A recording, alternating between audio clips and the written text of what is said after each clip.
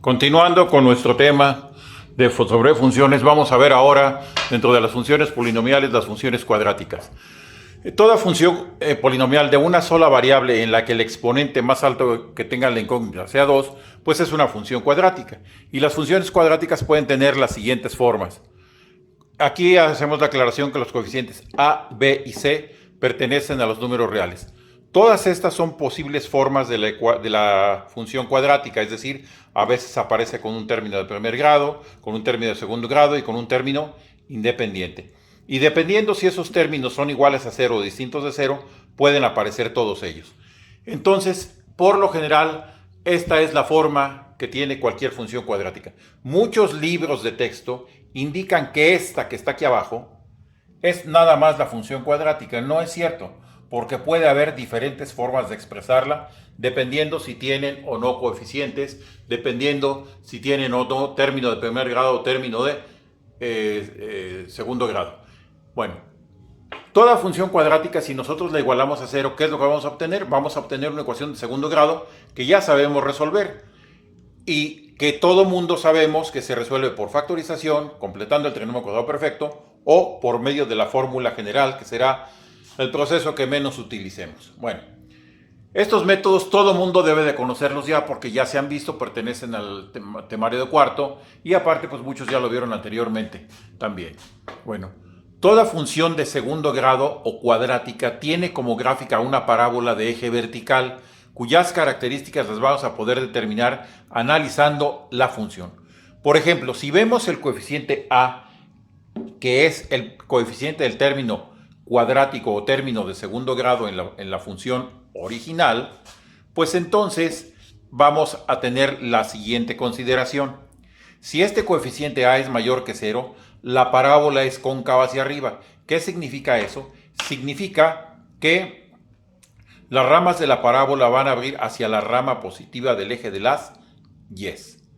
Si a es menor que 0, por el contrario, la parábola es cóncava hacia abajo y sus ramas abrirán hacia abajo, hacia la rama positiva, perdón, hacia la rama de negativa del eje de las 10. Aquí está cuando a es mayor que 0, cuando a es menor que 0. Nosotros debemos de saber que cualquier curva puede ser cóncava hacia arriba o cóncava hacia abajo, dependiendo hacia dónde queda el lado interior. Recuerden que el lado interior de cualquier curva es el lado cóncavo y el lado exterior es el lado convexo. Aquí la concavidad está de este lado, por lo tanto es hacia arriba. Aquí la concavidad está de este lado, por lo tanto es cóncava hacia abajo. Y eso ocurre cuando el coeficiente del término de segundo grado es menor que 0. Otra prueba que podemos analizar para darnos una idea de cómo es la gráfica de una función de segundo grado es el análisis del discriminante de una ecuación. ¿Qué quiere decir esto? Que nosotros podemos utilizar la fórmula general no solo para resolver ecuaciones. Esta fórmula general tiene muchas otras aplicaciones que podemos nosotros utilizar pues para resolver diferentes cosas. No solamente sirve para resolver, como si fuera una receta, cualquier ecuación de segundo grado, sino podemos sacarle más utilidad. Bueno, si nosotros vemos la fórmula general, tiene un radical. Este radical tiene una expresión en su interior que es b cuadrada menos 4ac. Si esta expresión llamada discriminante la analizamos, podemos obtener información acerca de la gráfica tanto de la función de segundo grado como la ecuación cuadrática asociada a ella.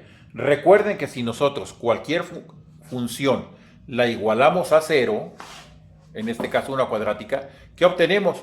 Una ecuación cuadrática o de segundo grado que puede resolverse y que va a tener dos soluciones. Entonces, lo mismo podemos utilizar aquí, analizar el criterio de la ecuación de segundo grado, analizando el discriminante, para poder determinar algunas características de la gráfica de la función cuadrática.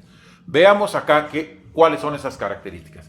Si el discriminante es positivo, es decir, es mayor que 0, ¿qué es lo que va a ocurrir? Que las raíces de la ecuación van a ser reales y desiguales, es decir, va a tener dos raíces por ser una ecuación de segundo grado y además, si la raíz es exacta, entonces las raíces van a ser enteras y o racionales.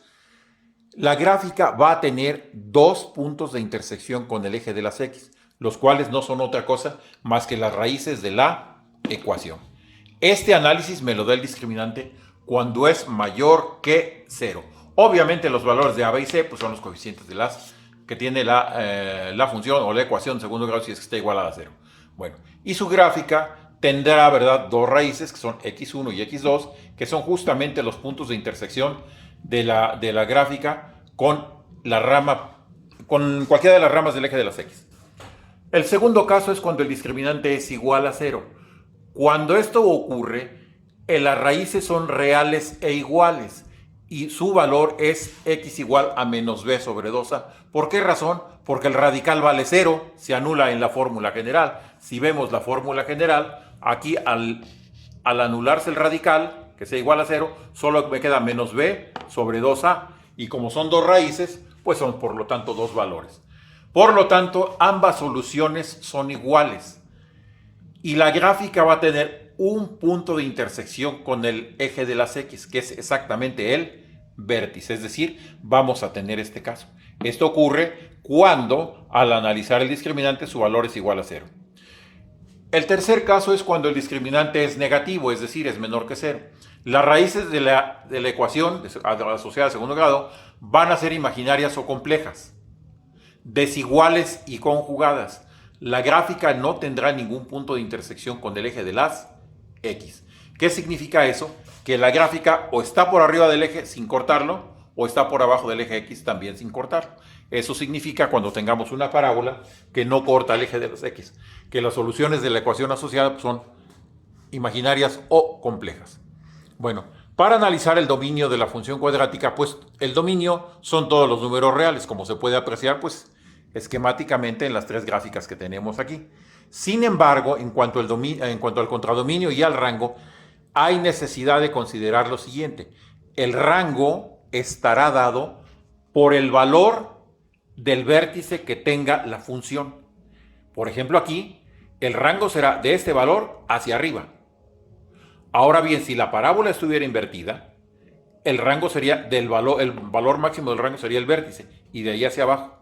Entonces, para poder hacer eso, necesitamos determinar las coordenadas del vértice de la parábola. Ese es el que nos va a definir al rango, ya sea el punto más bajo si la parábola abre sus ramas hacia arriba o el punto más alto si la parábola abre sus ramas hacia abajo.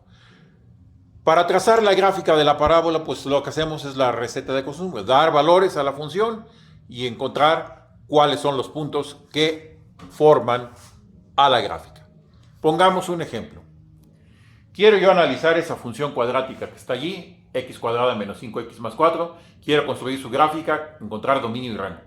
Bueno, podemos dar valores arbitrarios para construir la gráfica. Si ustedes observan allí, yo doy una serie de valores desde menos 10 completamente arbitrarios. ¿Cuántos? Los necesarios para que yo pueda dibujar la gráfica de la función. Aquí aparece la tabla donde calculé todos los valores. Si ustedes ven, pues hice todas las operaciones para ilustrar cómo está hecha y qué valores voy obteniendo. Vean ustedes que para cada valor de x obtengo un valor correspondiente de y o valor de la función. La gráfica continúa de este otro lado porque di más valores, ahora positivos para x, y voy encontrando cuáles son los valores asociados para la función. Entonces, si ustedes ven, ahí están los 18 y 19 valores que di. Bueno, ¿qué observamos en los valores? Si ustedes ven, todos estos valores que están de este lado fueron positivos, es decir, el valor de la función es mayor que 0. Sin embargo, me aparecen dos valores iguales a 0. ¿Qué significa eso? Que son los valores de la variable independiente para los cuales la función vale 0 y que me representan la intersección con los ejes coordenados. Es decir, cuando x vale 1 y cuando x vale 4, la gráfica va a cortar al eje de las x. Acá vuelven, después de este valor 4, vuelven a aparecer valores positivos para la función, es decir, quedan por arriba del eje. Sin embargo, aquí hay dos valores que son menores que 0. ¿Qué significa? Que la gráfica pasa por abajo del eje de las x. Si vemos la gráfica, aquí vamos a verla con un poco más de detalle, vamos a ver que los valores donde la gráfica corta al eje de las x son precisamente cuando x es igual a 1 y cuando x es igual a 4. En esos dos valores, que son justamente los que en la tabla me dan 0, son los valores de las raíces o soluciones de la ecuación asociada a la función. Recuerden ustedes que yo la función la puedo igualar a 0, tal como hago aquí, y puedo resolver la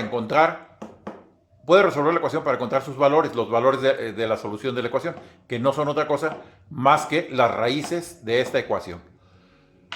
Entonces, ahí yo ya tengo calculado de dos maneras las intersecciones con los x. Uno con la tabla de valores, otro resolviendo la ecuación y obteniendo cuáles son sus soluciones. También lo que hacemos aquí es dar varias herramientas para poder analizar cualquier función cuadrática. Si nosotros analizamos el discriminante, veremos que a vale 1 del coeficiente de la función, ¿verdad? A vale 1, b vale menos 5, c vale 4. Bueno, yo los tomo y calculo el valor del discriminante, b cuadrada menos 4ac. Haciendo operaciones, si ustedes observan, este valor me va a dar que es igual a 9. 9 es un valor positivo, es mayor que 0. Por lo tanto, de acuerdo al análisis del discriminante, sus raíces van a ser reales y desiguales.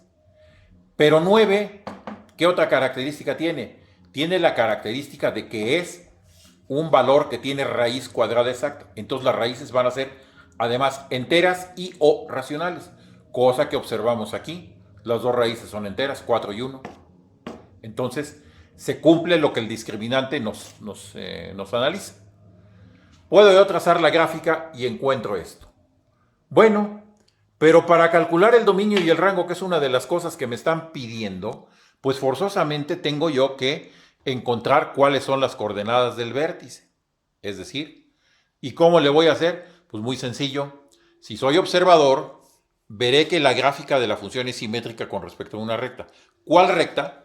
La recta x igual a 5 medios, es decir, 2.5, expresado como número racional, pues son 5 medios.